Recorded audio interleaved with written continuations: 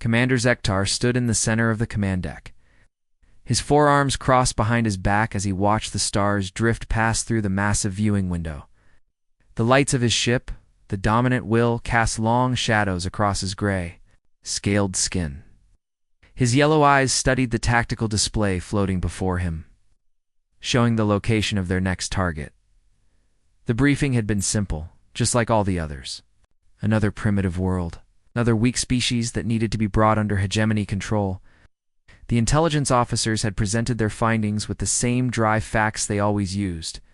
This planet called Earth had only one intelligent species. They called themselves humans. Ztar had conquered 17 worlds before this one. Each time, the pattern was the same. The primitive species would panic when they saw the hegemony fleet. They would send desperate messages begging for mercy.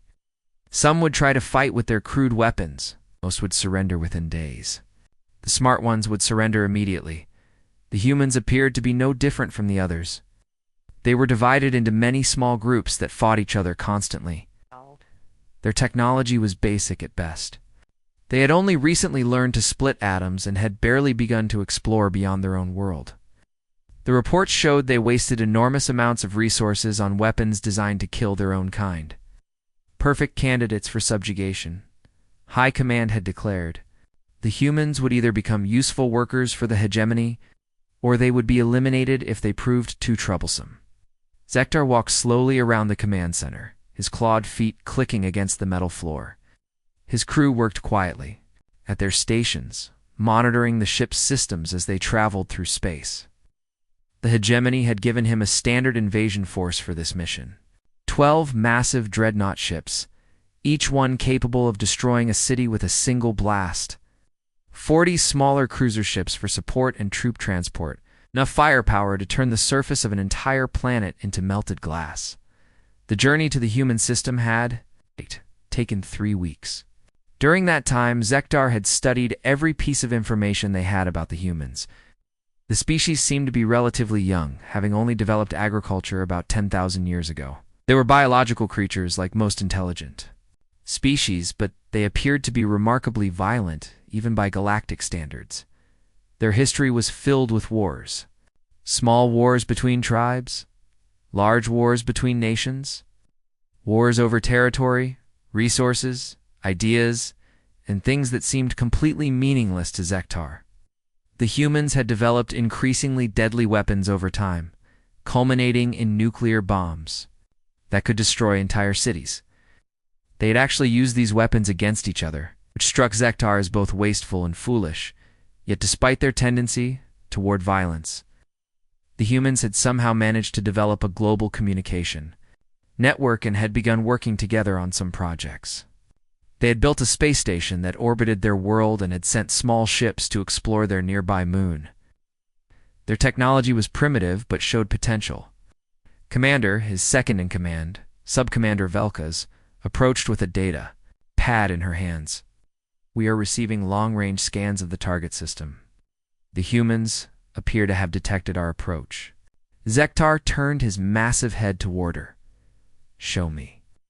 The tactical display changed to show the human solar system. Their world was the third planet from its star, covered in blue oceans and green land masses. Several smaller bodies orbited the planet, including artificial constructs that were clearly human-made. They have orbital installations, Velkas reported, primitive but functional. We're also detecting electromagnetic emissions that suggest they're transmitting information. Across their planet at high speed, Ztar studied the display with interest. Are they attempting to communicate with us? No, Commander. All transmissions appear to be internal. They're talking to each other, not to us. This was unusual. Most species tried to make contact as soon as they detected an approaching fleet. They would send messages of greeting, offers of trade, or desperate pleas for peaceful contact. The humans were doing none of these things. What are they saying to each other? Ztar asked. Velkas touched her datapad and fragments of translated human speech filled the air. The universal translator had been working on their language for weeks now and could handle basic communication. Emergency protocols are now in effect. All civilian populations should move to designated safe areas immediately. Military units, report to your assigned positions.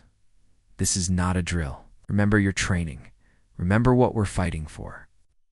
Ztar's mandibles clicked together in confusion. The humans were not panicking. They were not trying to flee their world or hide from the approaching fleet. Instead, they appeared to be preparing for battle. Have they sent any messages requesting negotiation? He asked. None, Commander. They seem to be ignoring our presence entirely. This was highly unusual.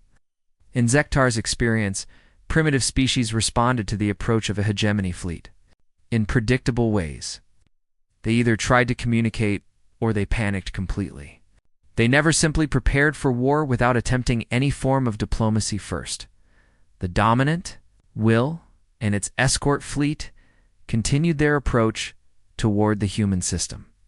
As they drew closer, Ztar could see more details on his sensors. The humans had moved their space-based assets into defensive positions. Their orbital stations had been armed with weapons that, while primitive, could potentially damage smaller ships. More concerning was the activity on the planet's surface. Instead of the chaos and panic that usually accompanied an invasion, the humans appeared to be organizing themselves with impressive efficiency. Large population centers were being evacuated in an orderly fashion. Military forces were taking up positions around important installations. Supply lines were being established to support what appeared to be a long-term defense effort. They're not acting like any species we've encountered before, Velkas observed, echoing Ztar's own thoughts. No, he agreed slowly. They're not. No. Most primitive species that chose to fight did so in desperation, launching uncoordinated attacks, or making suicidal gestures of defiance. The humans were different. They appeared to be planning for an extended conflict. They were preparing their entire civilization for war, not just their military forces. As the fleet entered the outer edge of the human system, Ztar gave the standard order, began broadcasting the surrender demand on all frequencies. The message was simple and had been used successfully on dozens of worlds. It explained that the hegemony had come to bring order to their system. Resistance would result in the complete destruction of their civilization. Surrender would result in integration into the hegemony as a subject species. They had one planetary rotation to decide. The response came faster than expected. Single transmission from the human world broadcast on a wide frequency so that everyone could hear it.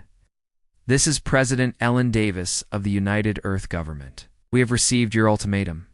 Our response is simple. No. We will not surrender our world or our people to foreign conquest. We will fight for our freedom with every breath in our bodies and every tool at our disposal. We ask for no quarter and will give none. Earth stands. Ready? The transmission ended, and the command deck fell silent. Ztar had never received such a direct refusal from a species that was so clearly outmatched. Most civilizations at least attempted to negotiate or buy time. The humans had simply said no and prepared for war. Curious, Ztar muttered, his mandibles clicking in thought. In all his years of conquest, he had never encountered a response quite like this. The humans were either remarkably brave or remarkably foolish. He suspected he would soon find out which. All ships, he commanded, proceed to attack formation. It appears the humans have chosen the difficult path. As his fleet moved deeper into the human system, Ztar found himself genuinely intrigued for the first time in years. These humans might be primitive, but they were certainly not acting like any primitive species he had ever encountered. Nice. This invasion might actually prove to be interesting after all. The silence that had puzzled Ztar for 3 days finally broke. When his fleet reached the asteroid belt between the 4th and 5th planets of the human system, what happened next would change everything he thought he knew about warfare. Human. Ships emerged from the shadows of the asteroids like predators that had been waiting for the perfect moment to strike. Ztar's sensors had detected nothing until they moved, which meant the humans had been hiding their vessels using the rocks as cover. This level of tactical planning was far beyond what intelligence had predicted. The human ships were smaller than anything in Ztar's fleet, but they moved with a grace that surprised him. Where hegemony vessels were built for raw power and intimidation, These human crafts seemed designed for speed and maneuverability. They darted between the asteroids like fish swimming through coral, using the rocky debris as shields and cover. Many ships. Ztar demanded as his tactical officer worked frantically at his console. 37 confirmed contacts, Commander. All appear to be military vessels of various classes. Ztar studied the display with growing interest. 37 ships against his fleet of 52. The humans were badly outnumbered, outgunned, and fighting far from any support. By every rule of warfare he understood, they should be retreating or attempting to negotiate. Instead, they were attacking. The first exchange of fire lit up the darkness between the asteroids. Human weapons were primitive compared to hegemony technology, but they were used with surprising effectiveness. The human ships worked together, in perfect coordination, focusing their fire on single targets and supporting each other when under attack. Ztar watched as a human vessel designated Liberty's Edge by their communications took a direct hit from one of his cruisers. The ship's hull cracked open, venting atmosphere and debris into space. Any reasonable commander would order retreat or surrender at that point. Instead, the human captain did something that left Ztar speechless. The damaged ship turned directly toward Ztar's flagship and accelerated. "She's trying to ram us," Sub-Commander Velkas reported with disbelief in her voice. Ztar watched in fascination as the dying human ship picked up speed. His defensive systems could easily destroy the vessel before it reached them, but he found himself curious about what kind of species would attempt such a desperate tactic. Through the communications array, he heard the voice of the human captain. The universal translator had improved enough to handle most of their speech now, and what he heard chilled him. "This is Captain Kate Sullivan of the Liberty's Edge. My ship is lost, but my crew is not. All hands to escape pods immediately." That's an order. Even as her ship flew toward certain destruction, the human captain was trying to save her crew. Ztar had seen countless battles, but he had never witnessed a commander who put their subordinates' lives ahead of completing their mission. "Engineering, give me everything you have left," Sullivan continued. "We're going to make this count." The Liberty's Edge struck the forward shields of the dominant will with tremendous force. The collision sent shockwaves through Ztar's ship, causing lights to flicker and crew members to grab for support. The damage was minimal, but the psychological impact was enormous. "Status report," Ztar ordered. "Forward shields down to 60%. Minor hull damage to sections 12 through 15. No casualties," his engineering officer reported. The attack had failed to seriously damage his ship, but it had succeeded in something else entirely. It had shown Ztar that these humans were willing to die rather than retreat. This was not the behavior of a primitive species driven by simple survival instincts. The battle continued for another 2 hours.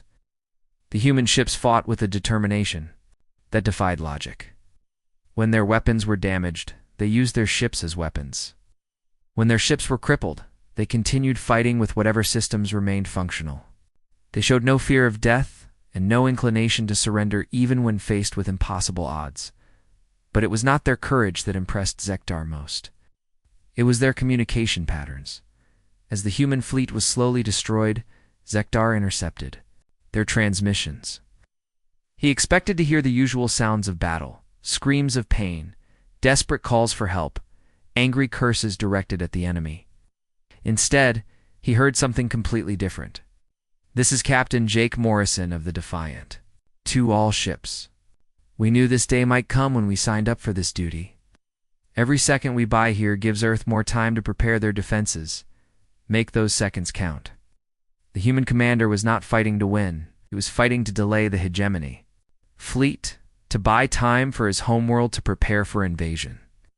This was a strategic sacrifice, not a desperate last stand.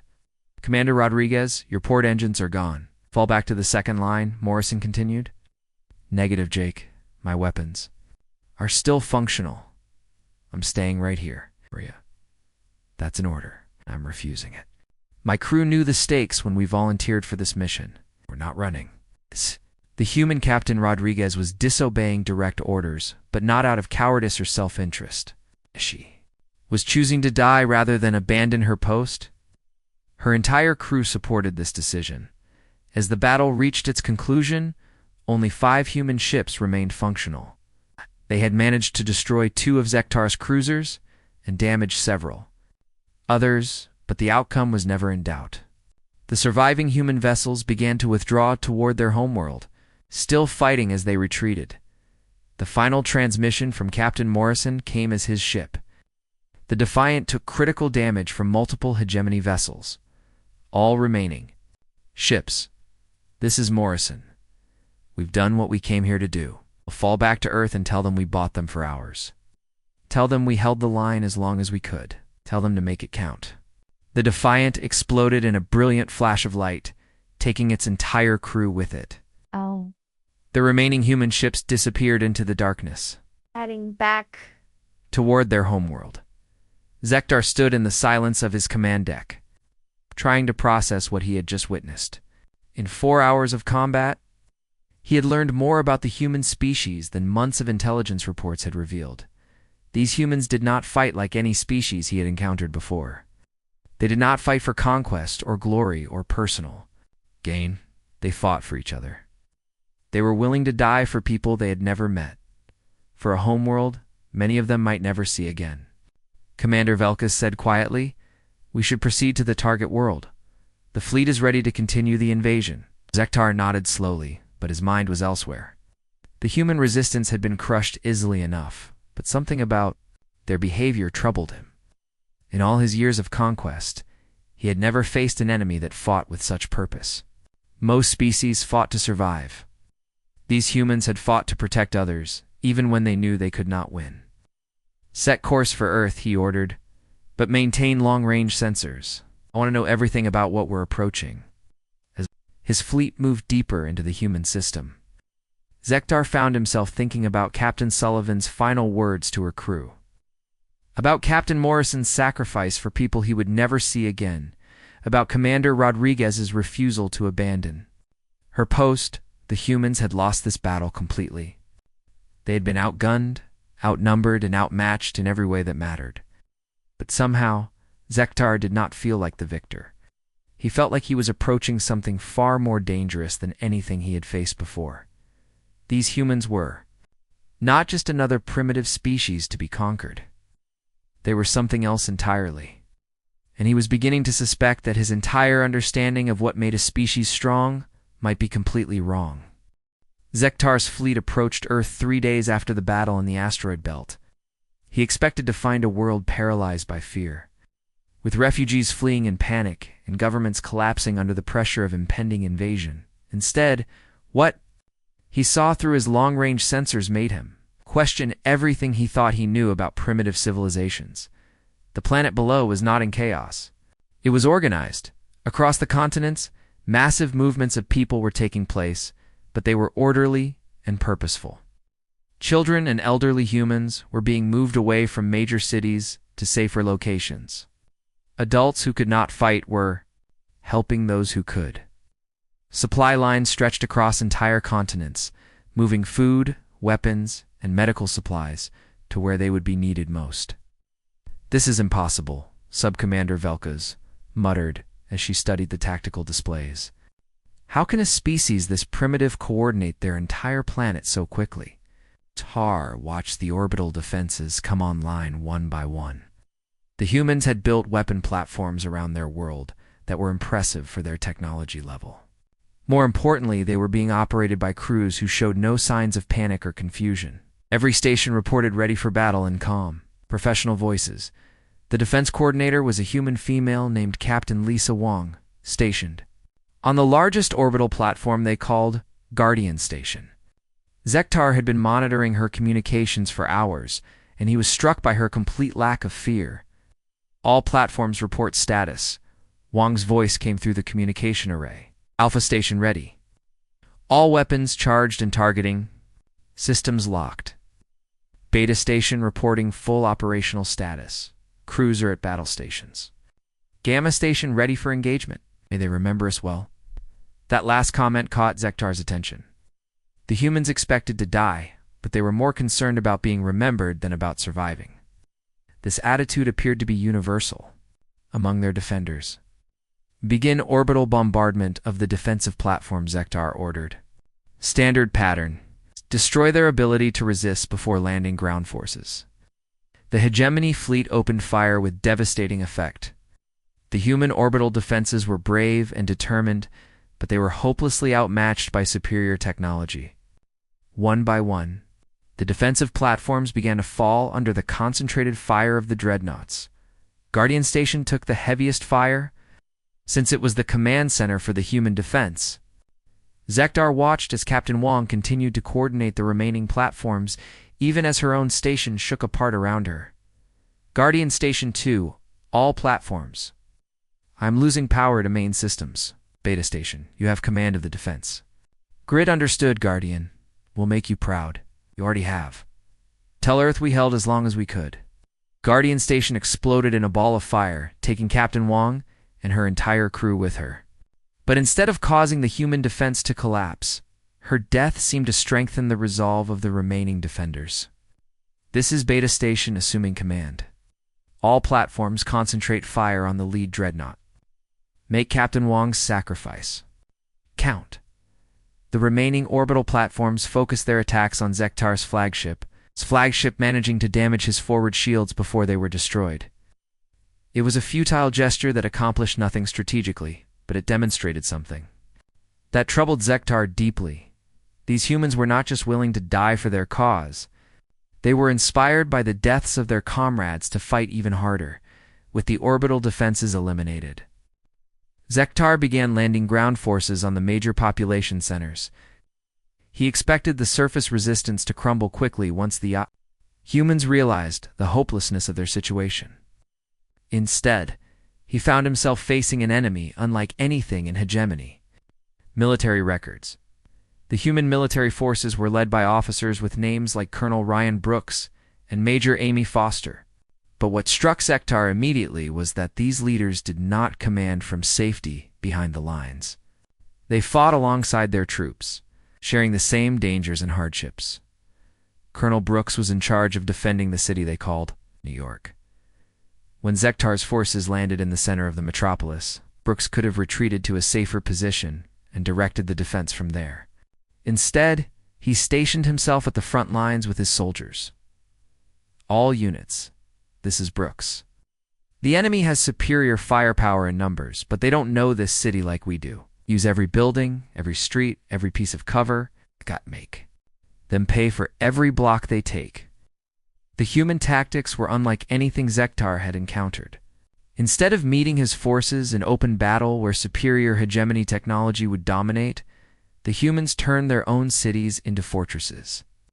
They fought from buildings, underground tunnels, and rooftops. Every street became a battleground, but it was not just the military forces that resisted. Civilian humans participated in the defense in ways that confused and troubled Ztar's commanders. "Sir, we have a problem," reported Ground Commander Hexstar. "The human civilians are not behaving according to standard patterns." "Explain." "Not fleeing or hiding. Medical personnel are treating wounded soldiers while under fire. Engineers are destroying bridges and roads to slow our advance. Even non-combatants are helping coordinate resistance activities." Ztar studied the reports coming in from multiple landing sites. The pattern was the same everywhere. Humans who had no military training were voluntarily supporting the resistance effort, often at the cost of their own lives, in the city called London. A human doctor named Sam Patterson had set up a field hospital in a bombed-out building. He was treating wounded soldiers from both sides, which violated every rule of warfare Ztar understood. "Why are you helping our wounded?" captured hegemony soldier asked through the translator. "'Cause that's what doctors do," Patterson replied simply. "We help anyone who needs help." This concept was completely foreign to Ztar. In hegemony society, you helped those who could benefit you and eliminated those who could not. The idea of helping an enemy who was trying to kill you made no logical sense. In another city called Chicago, a human teacher named Mary Collins was organizing the evacuation of children while explosions echoed through the streets around her.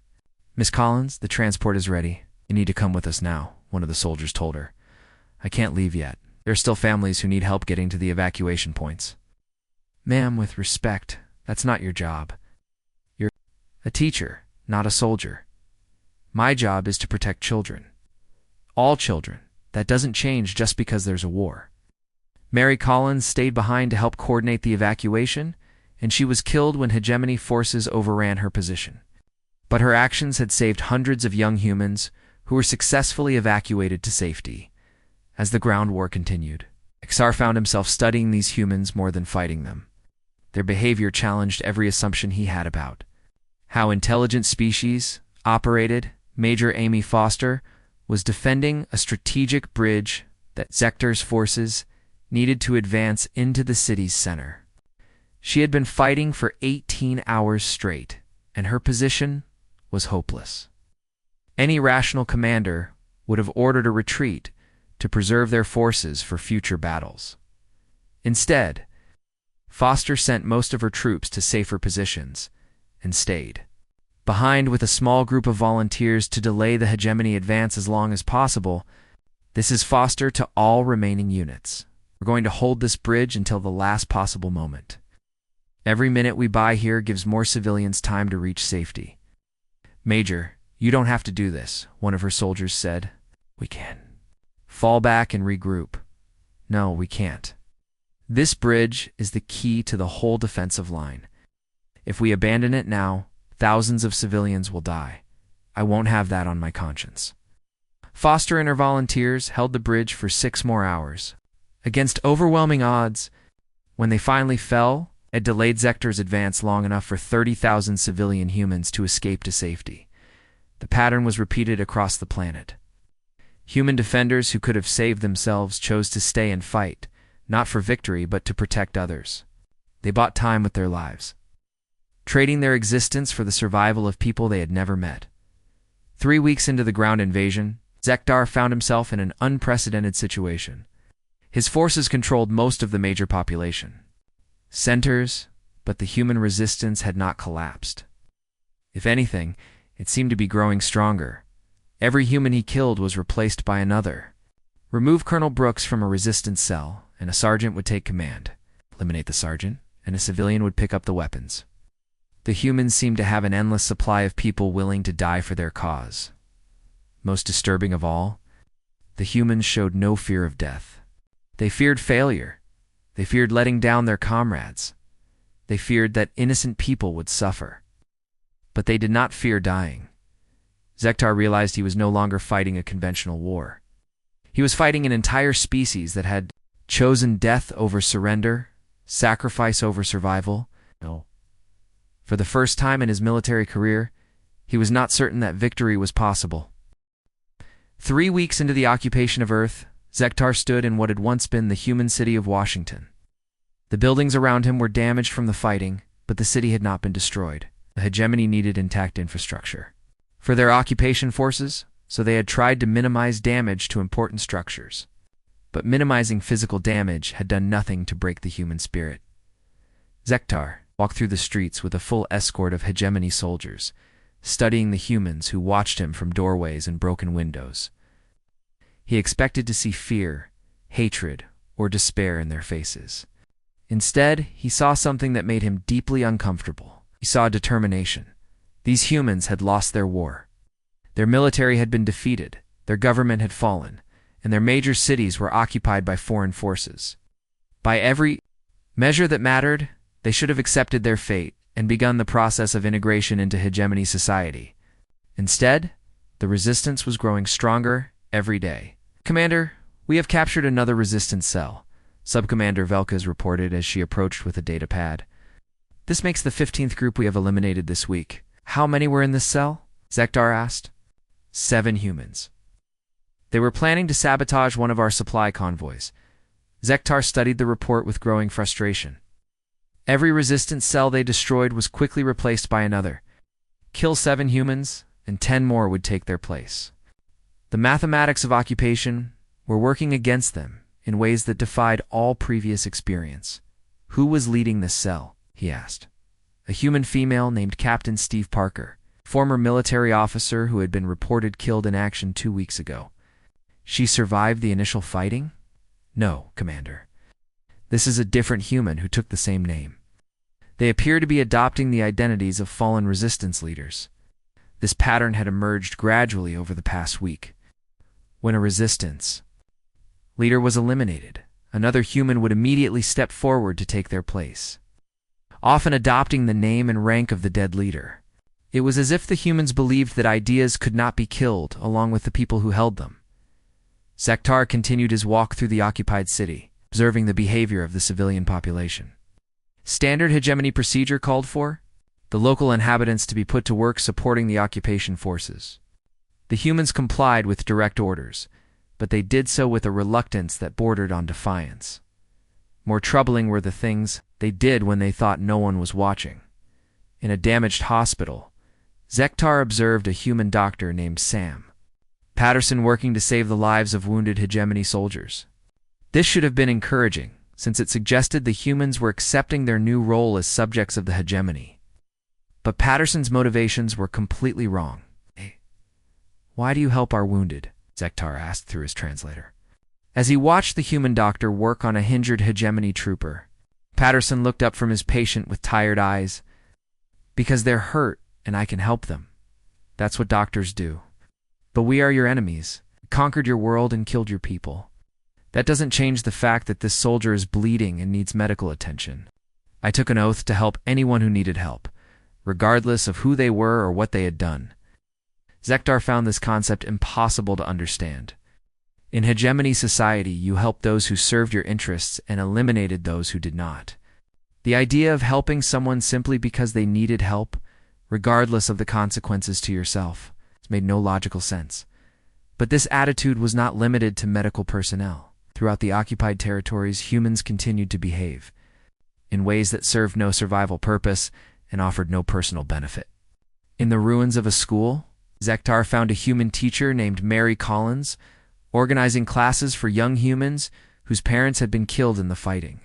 She had no obligation to care for these children and received no compensation for her efforts.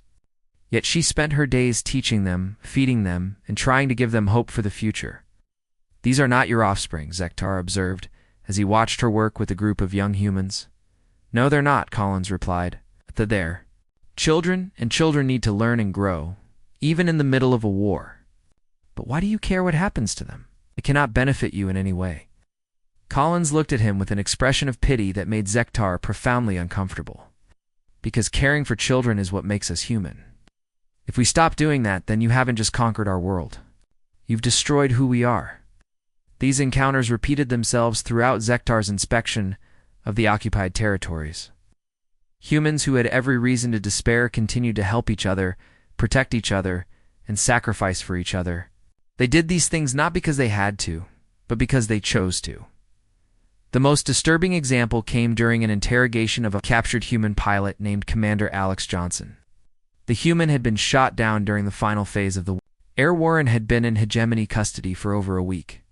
Standard interrogation techniques had failed to break Johnson's spirit or extract useful information about remaining resistance activities. When Ztar took over the questioning personally, he expected the human to show the fear and desperation that usually accompanied extended captivity. Instead, Johnson asked about the treatment of other human prisoners. "Are the other captured pilots being fed adequately?" Johnson asked. "Some of them were injured when they were shot down."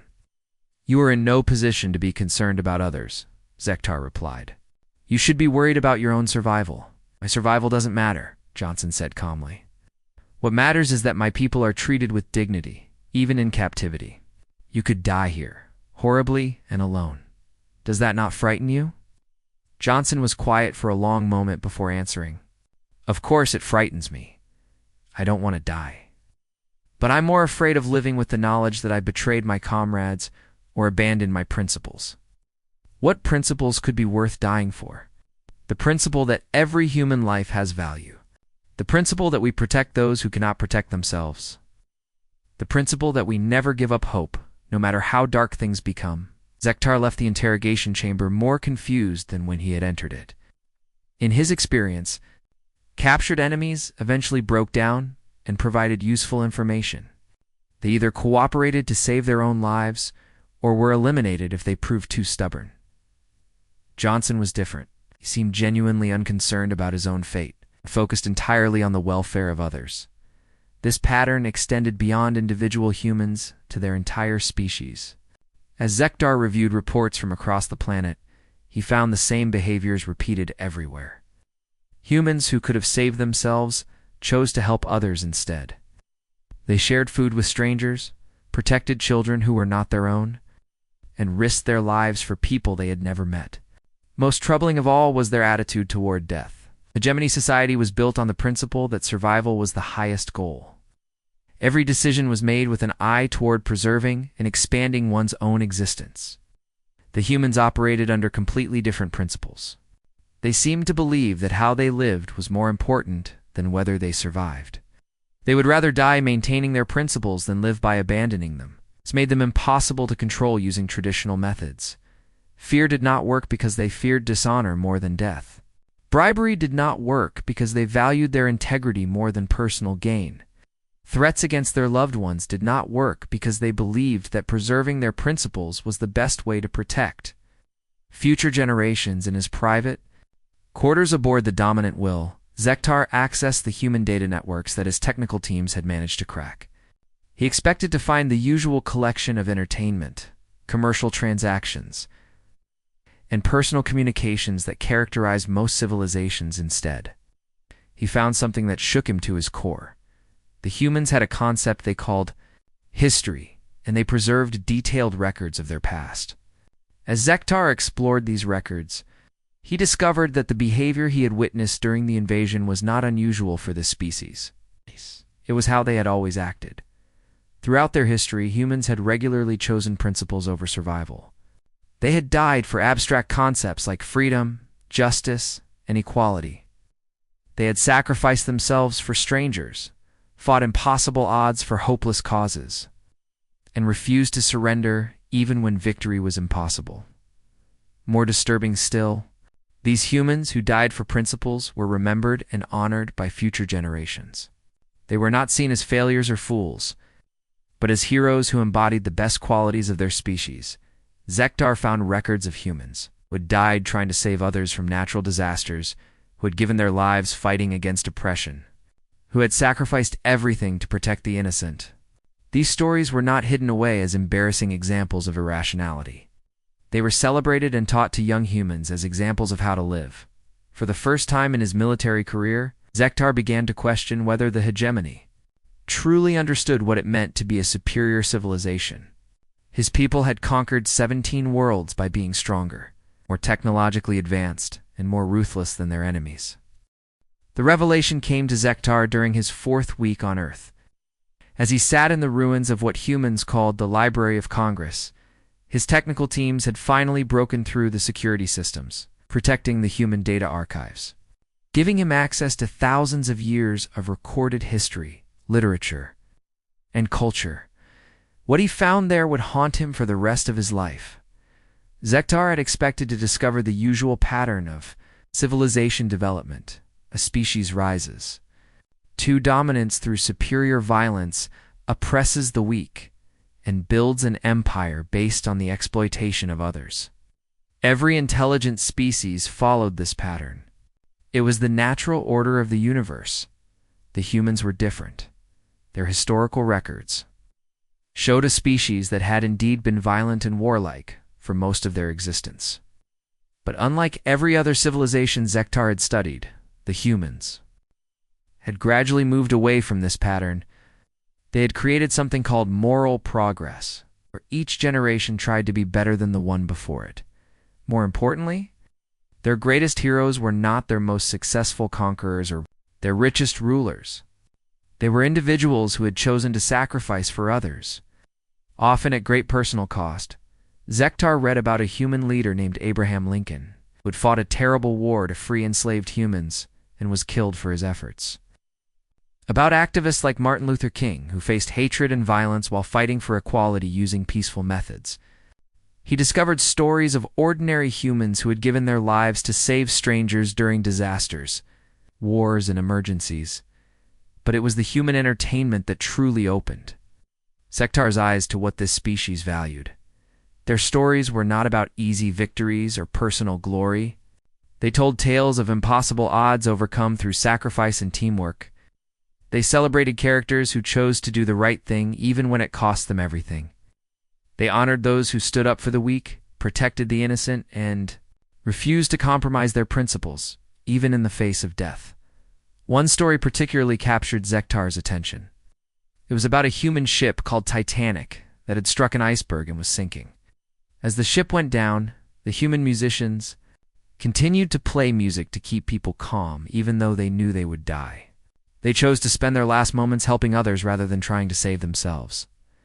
Another account described a place called Chernobyl, where human workers had knowingly exposed themselves to deadly radiation to prevent a disaster that would have killed millions of people. They walked into certain death to save others, and their society remembered them as heroes. These were not isolated incidents. Throughout human history, ordinary people had regularly performed extraordinary acts of selflessness. They ran into burning buildings to save strangers, gave their food to hungry children, protected those who could not protect themselves. Even when it meant facing terrible consequences, the humans had a word for this behavior that had no equivalent in any hegemony language. They called it courage, not the absence of fear, but the willingness to act despite fear when something important was at stake. As Ztar studied deeper into human culture, he began to understand why his invasion had failed to break their spirit. These humans had spent thousands of years developing a concept of honor that was completely foreign to hegemony thinking. To the hegemony, honor meant strength, dominance, and the ability to take what you wanted from others. To humans, honor meant protecting those who could not protect themselves. Keeping your word even when it was difficult, and choosing to do the right thing regardless of the personal costs. This difference explained everything Ztar had witnessed during the invasion. The humans were not fighting to win. They were fighting to maintain their honor. And honor was something that could not be taken away by force. The final piece of the puzzle came when Ztar accessed the personal communications of Ztar Vinya, President Ellen Davis, the human leader who had refused his surrender demand. Her private messages to her family and advisors revealed the thinking behind the human resistance. "I know we cannot win this war," she had written to her daughter. "Our technology is inferior, our numbers are smaller, and our weapons are less advanced. But winning is not the point. The point is to show them, and ourselves, who we really are. The point is to prove that some things are worth dying for, even when dying accomplishes nothing except maintaining our dignity." In another message, Davis had written, "Future generations may live under alien rule, but they will know that their ancestors chose freedom over safety, courage over comfort, and principles over survival. That knowledge will sustain them until they find their own way to be free." Ztar realized that he had fundamentally misunderstood the nature of the conflict. He had thought he was fighting a war for territory and resources. The humans had been fighting a war for the soul of their species. The human resistance had never been about military victory. It had been about demonstrating their values, preserving their identity, and showing the universe that some things mattered more than survival. Understanding was reinforced when Ztar witnessed the final act of human defiance. President Davis had been captured, along with the remnants of the human government in their underground bunker. She was brought before Ztar for a formal surrender ceremony that would be broadcast to any remaining human population centers. "You will announce the complete surrender of your species," Ztar told her.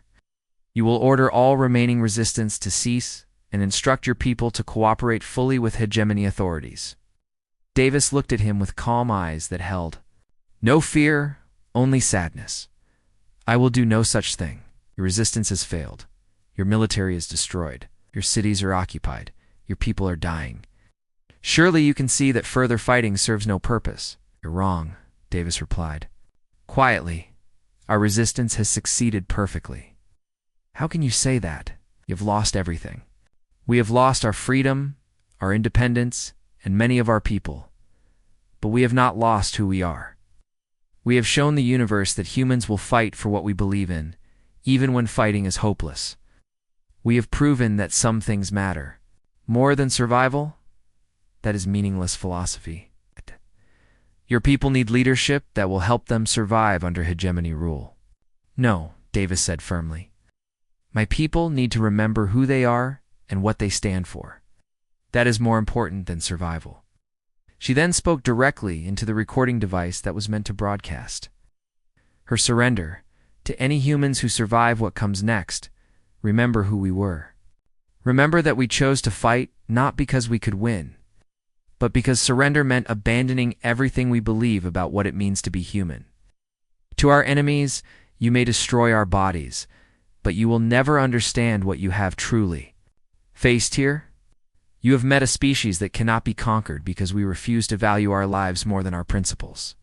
Davis was executed immediately after making this statement, but her words spread throughout the remaining human population faster than Ztar could suppress them.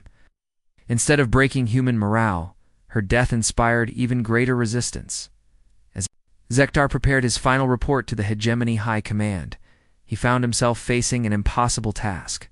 How could he explain that he had conquered a world, but failed to defeat its people? How could he describe an enemy that became stronger through defeat, more dangerous through sacrifice? Humans had lost every battle, but they had won something far more important. They had preserved their identity and demonstrated their values to themselves and to the universe.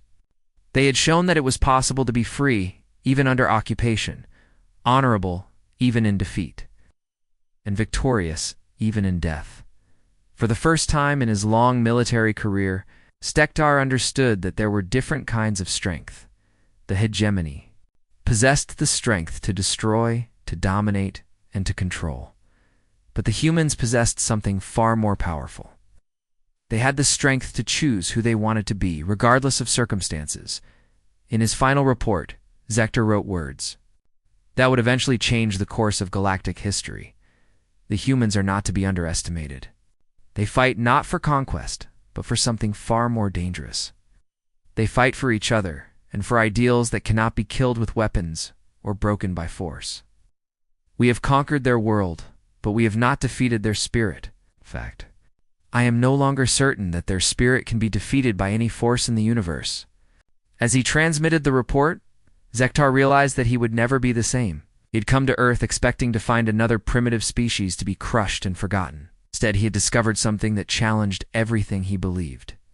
About strength, honor, the meaning of civilization, the humans had taught him that true power came not from the ability to take life, but from the willingness to give it for something greater than yourself.